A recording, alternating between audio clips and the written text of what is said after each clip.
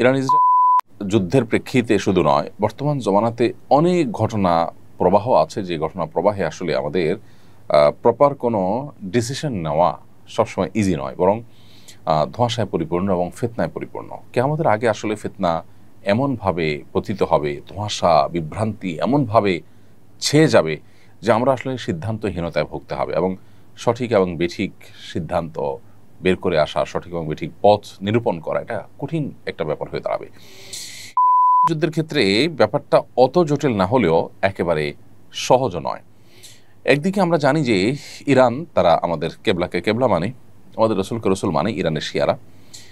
অপরদিকে আমরা এও জানি যে শিয়াদের একটা গ্রুপ তারা ইসলাম থেকে খারিজ হওয়ার মতো বিশ্বাস লালন করে, যদিও শিয়াদের মধ্যে আর অনেক গ্রুপ আছে যারা অনেকেই আছেন যে ইসলাম থেকে খারিজ হওয়ার মতো বিশ্বাস লালন না করলেও ভয়াবহ বিদায়াতে তারা লিপ্ত এবং সুস্পষ্ট বিভ্রান্তি এবং গোমরাহিতে তারা আছে।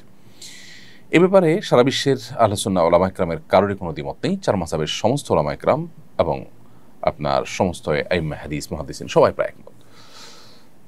এটা একটা বাস্তবতা।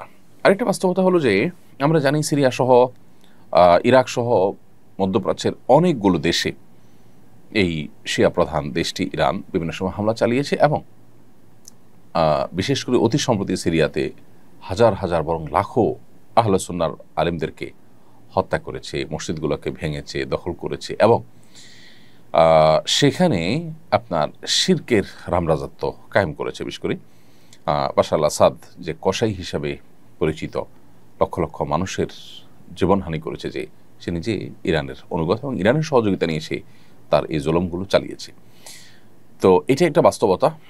আবার ইহুদি রাষ্ট্রটির যে জুলুম দীর্ঘকাল পর্যন্ত ফিলিস্তিন সহ গোটা মুসলিম বিশ্বের বিরুদ্ধে যে ভয়াবহ এবং সবচেয়ে খুল্লম খোলা শত্রুতায় লিপ্ত, এটা তো আজকে নতুন নয়। এবং কোরআন কারীমে আল্লাহ বলেছেন, লা তাজিদান্না আশাদ্দান নাসি আদাওয়াতান লিল্লাযিনা আমানুল ইয়াহুদ, ঈমানদারদের সবচেয়ে বেশি কঠোর শত্রুতা করতে দেখবেন ইহুদিদেরকে, হে রাসূল, এবং এরপরে যারা মুশরিক তাদেরকে। আজও আমরা দেখছি যে আমাদের পার্শ্ববর্তী দেশের মুশরিক দেশ এবং এই ইহুদি দেশ, উভয় দেশ পৃথিবীর যে কোনো প্রান্তে মুসলমানদের বিরুদ্ধে তারা ঐক্যবদ্ধ এবং সবচেয়ে বেশি সোচ্চার।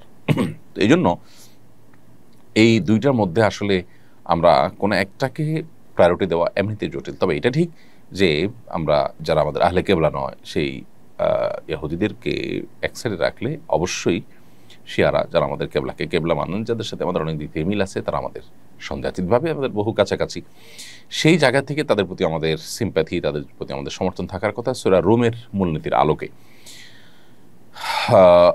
এর পাশাপাশি তারা এই চলমান যে আগ্রাসন, সে আগ্রাসনের মধ্যে তারা মাজলুমের ভূমিকা আছে। সেই জায়গা থেকে আমরা মাজলুমের পক্ষাবলম্বন করাটা, এটা হলো আমাদের জন্য সবসময় কর্তব্য। আমরা কোনো অবস্থাতে জালেমের সহযোগী বা জালেমের সমর্থন এটা আমরা কোনো অবস্থাতে করতে পারি না। সেই সাথে আল্লাহ তাআলার কাছে আমাদের একটা কমন দোয়া থাকা দরকার, আল্লাহ চলমান সমস্ত ঘটনা প্রবাহের শেষ পরিণতির জন্য ইসলাম এবং মুসলমানদের জন্য কল্যাণ বয়ে আনে। সে দোয়াটা আমরা মনে প্রাণে আল্লাহ তাআলার কাছে বেশি বেশি নিবেদন করব, এবং সকল প্রকার জুলুমের অবসান, জালেমের পতনকে আমরা আল্লাহ তাআলার কাছে কামনা করব কায়মন বাক্যে। এবং সেই সাথে ইরান এবং শিয়া যারা আছেন তাদের প্রতি আমাদের আহ্বান থাকবে যে এই রকম পরিস্থিতিতে আজ সারা বিশ্বের প্রায় আহলে সুন্নাহর আলেম এবং শাসকরা ইরানের তাদের প্রিভিয়াস যে আহলে সুন্নাহর আলেমদের প্রতি জুলুম, নির্যাতন, তাদের প্রতি আপনার হত্যাযজ্ঞ, এগুলো সত্ত্বেও ইরানের প্রতি তাদের যে সিম্প্যাথি, ইরানের প্রতি তাদের যে সমর্থন, সেটা তারা জানাচ্ছেন। অতএব তারাও ভবিষ্যতে আহলে কেবলা নিজের স্বগোত্রীয় ভাইদের সাথে আচরণ করার ক্ষেত্রে তারা যেন আরও দায়িত্বশীলতার পরিচয় দেন।